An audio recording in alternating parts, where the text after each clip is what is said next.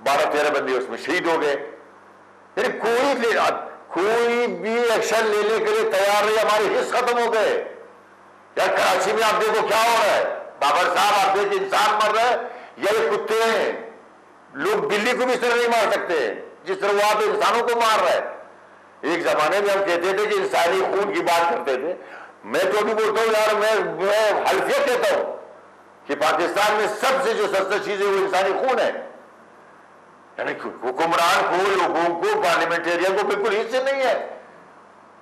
मतलब हमारे अंदर से वो हिस्से खत्म हो गई।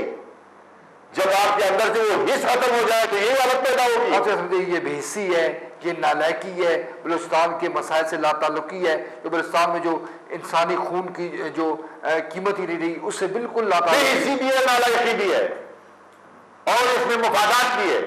ये नहीं मैं बताऊं, मफादात भी है, तीनों चीज है। इंसानी खून पे यार हम अपने सियासत चमका है, क्यों? कौन मर रहे हैं यार बेचारे? अभी वो जो लोग जो मर रहे हैं, क्या बच्चे यतीम नहीं हो रहे? क्या मुझे आप ये बताएं और खवातीन बेवा नहीं हो रही है?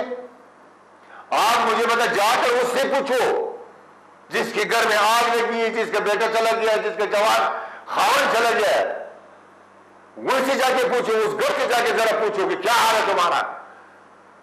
क्या इस मुल्क में तो लोगों को तो बुनियादी हक भी हासिल नहीं है कि रोटी उसको ऐसा तरीके से कोई जाके उसको रोटी दे, कोई जाके खैरात देगा ना। कमाने वाला एक होगा तो क्या होगा, कमाएगा क्या? हमारे हुक्मरान या हमारे जिम्मेदारान, मैं उसमें खुद भी शामिल हूं, अपने को भी कहता हूं कि हमने कितने मरतबा जाके उनके घर में हमने उनका आवाज दी है कि भाई आपका क्या हाल है, इफ्तारी के लिए कुछ है, सहरी के लिए कुछ है आपके पास? ये हिस्स हमारे से खत्म हो गई। बाबर साहब, जब ये इस खत्म हो जाएगी तो ये कौम तबाह होगा। कुरान शरीफ पढ़े आप ना, रमजान का महीना है, अक़वाम जो कुरान शरीफ है उसमें अक़वाम का जिक्र है ना। लूत की कौम, दाऊद की कौम, अपने नूह की कौम, आगे सारे यूसुफ अलैहिस्सलाम की। अब ये अक़वाम किस तरह तबाह हुए? कुरान शरीफ की तारीख है, जरा पढ़ कर देखे हम तबाही की तरफ जा रहे हैं नहीं जा रहे हैं? हम तो सीरियस ही नहीं है। कौमी असेंबली का इजलास हो रहा है, वहां पे लोग गपशप लगा रहे हैं, बिल्कुल इस मामले में सीरियस ही नहीं है कि भाई कराची में क्या हो रहा है, कोयटा में क्या हो रहा है।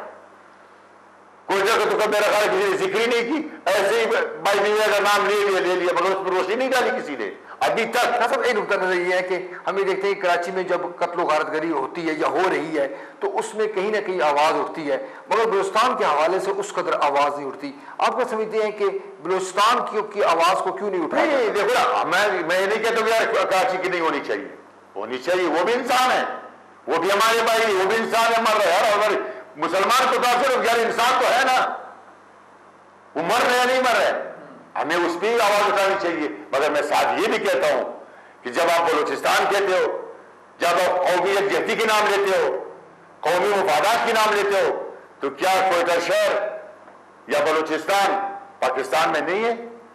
आप क्यों उसके नाम है, क्यों उसके साथ इस तरह सलूक करते हो, उसके नाम क्यों नहीं लेते हो? कोयटा में 3.5 साल से ये काम हो रहा है।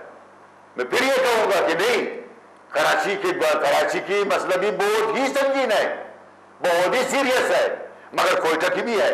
कराची की तुरंत बनी है, मगर कोयटा 3.5 साल से चल रहा है।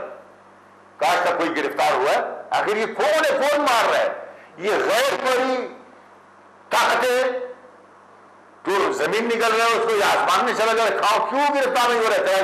यही बात हो पिछले साल 14 अप्रैल को मैंने प्रेस कॉन्फ्रेंस की, 15 अप्रैल को, 16 को मेरे पर ब्लास्ट हुआ। ये बातें मैंने की। मैंने बोला भाई अगर आज किसी के घर में आग लगा, ये मत समझो कि तुम्हारे घर में नहीं है, कल तुम्हारे घर में पहुंच जाएगी याद, और आज पहुंच गई। प्रेस कॉन्फ्रेंस की, उसके बाद उसके बाद हमला हुआ है दूसरे दिन, और उसके लिए प्लान बनाएगा बाकायदा तौर पर। मेरे रिश्तेदार को टारगेट की गई कि मैं हॉस्पिटल आऊंगा, हॉस्पिटल में उन्होंने तैयारी की थी। ये तो अल्लाह का फजल है कि मैं बचाऊं। हमारा देखो ना बाबा साहब, हम बेहिस कौम हो गए। अपने अंदर एहसास पैदा करो, एहसास से मनाही। आप क्या समझते हैं कि बलूचिस्तान में जो बैनुल-अक़वामी जो ताकतें हैं, जो पाकिस्तान में जो बैनुल-अक़वामी ताकतें हैं, कराची का अमन खराब करने के हवाले से जो बैनुल-अक़वामी ताकतें भी उसमें मुलविस है, और इसमें को हमारे अपने लोग भी हैं?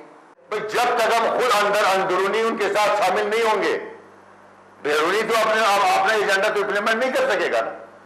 बैरूनी उस वक्त अपना एजेंडा इम्प्लीमेंट कर सकेगा जब आप अंदरूनी मिलोगे।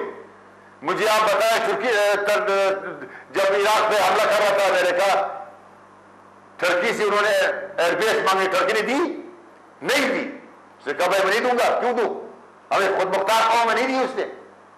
बात यह है कि जब आपके अंदरूनी खुद आपके अंदरूनी एलिमेंट्स से शामिल हो जाएंगे, उसके साथ उसके एजेंडे को आगे लेके जाएगा, तो आपको तो अपने से गिला करना चाहिए। आपके अपने लोगों से गिला है, फिर जाके बैरूनी से आप गिला करें। मैं नहीं कहता हूं कि अमेरिका हमारे दोस्त है, मैं नहीं कहूंगा, मैंने हर फोरम में कहा है, मगर सबसे पहले तो हम खुद अपने दुश्मन है ना। हम खुद अपने दुश्मन है, वो तो खत्म। हम तो जो ये रविश है इसको तो खत्म करना पड़ेगा मुझे। साहब हम यहाँ पर मुख्तसर ब्रेक लेंगे। नाज़रीन, नासिर शाह साहब कहना है कि इसमें कोई शक नहीं कि 9/11 के बाद पाकिस्तान में बड़ी तादाद में ऐसी खुफिया ताकतें आ चुकी हैं जो यहाँ पर अपने एजेंडे के मुताबिक अमल कर रही हैं। मगर अफसोसनाक सूरत हाल ये है और ये हकीकत भी है कि हमारे जो अपने लोग हैं वो भी इन ताकतों के अलाकार बन गए हैं और इस तरह वो पाकिस्तान के मफादात के खिलाफ भरपूर काम करें। ज़रूरत इस बात की है कि अगर हमने बैन अक़वामी ताकतों को बेनकाब करना है तो ज़रूरत इस बात की कि जो उनके पाकिस्तानी यहाँ पर एजेंट मौजूद हैं उनको बेनकाब किया जाए। हमारे प्रोग्राम से जारी है, हम यहाँ उससे ब्रेक लेते हैं, ब्रेक के बाद दोबारा हाजिर होंगे।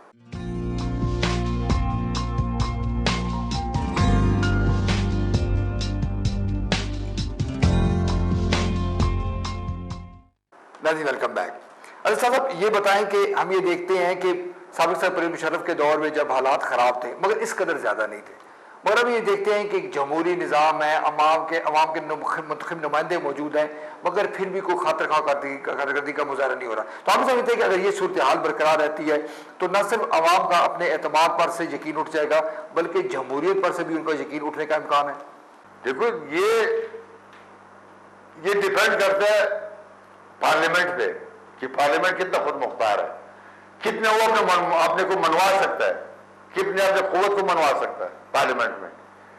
अगर हम अपनी सही माना में अपने किरदार हम अदा करेंगे, जिस जहां से हमने वोट लिए, लोगों से हमने आवाम से वोट लिए, उनकी नुमाइंदगी अगर हम ऐसा तरीके से करेंगे पार्लियामेंट में आके, उनकी हम बातें करेंगे, उनके मसाइल को डिस्कस करेंगे, उनके मसाइल को हल करने की कोशिश हम करेंगे, तब तो बिल्कुल हम वही काम करेंगे जिसको हम इबादत कहते हैं। और अगर हम यहाँ के वो भूल जाएंगे अब अपने अवाम को, अपने लोगों को हम भूल जाएंगे, हम अपने दूसरे कामों में लग जाएंगे, तो फिर ये हम खयानत कर रहे हैं।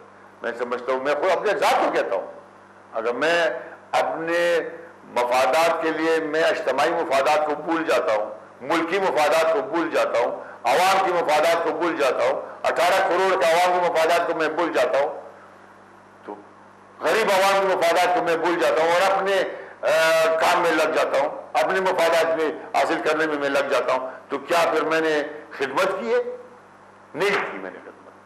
मैंने अवाम की भी खिदमत नहीं की, मैंने वो इबादत भी नहीं की, मैंने बल्कि खयानत की। मैं इसको खयानत समझता हूँ। एक सियासतदान को सियासत में जब आ जाते, जब वोट लेते थे, पर वोट लेना नुमाइंदगी है और वो आपको सब कुछ आपके हवाले कर देता है, यानी आपको अपना वकील बनाता है। बनाता है नहीं बनाता है वकील? मैं आपसे पूछता हूं, आप अगर कोई कोर्ट में कोई केस होगा, आपका कोई भी केस होगा, जमीन जायदाद की केस होगी या कोई केस होगा, तो आप अच्छा से अच्छा वकील करेंगे ना, बेहतर से बेहतर वकील करेंगे जो आपका अदालत में वो जाके केस लड़े। तो ये भी आपको, आप जब नुमाइंदा बनते हो तो आप उसकी वकील हो। तो अगर आपने सही उसकी नुमाइंदगी नहीं की तो आपने ज्यादती की। तो मैं यहां पर ये कहता हूं कि आवाम को भी चाहिए कि बरादरियों से जो वाबस्तगियां हैं, जो हमारे माशरे का हिस्सा है, बरादरी हो गया, रिश्तेदारियां हो गई, तुम फलाना आ रही हो, मैं भी आ रही हूं, तुम मलिक हो, मैं भी मलिक हूं, इन चीजों से जब तक आप नहीं हटेंगे